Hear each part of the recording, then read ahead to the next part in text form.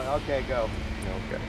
Well, my wife and I went up to the cabin at Detroit to close it down for the winter, and walked in, unlocked the door, and there was a wheelbarrow in the hallway. It was kind of odd, but didn't think much about it.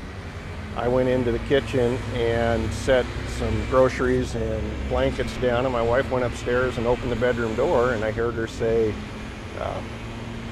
"Who are you? What are you doing here?" And then she yelled my name, and dropped everything, ran up the stairs. Told her to, I saw there was a naked man in the bed, and told her to head outside and go back up to the car and call the police.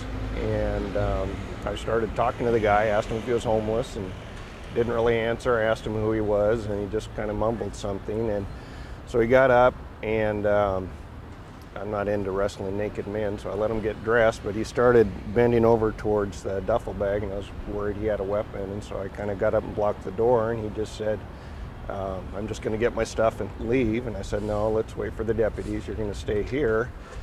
And he said that 2 or 3 times, and I kept watching to see if he was going to grab a weapon, and then I blocked the door so he couldn't leave. And after he got his pants and his shirt on, he grabbed a jacket and his tennis shoes and just threw open the sliding glass door and vaulted over the second-story balcony.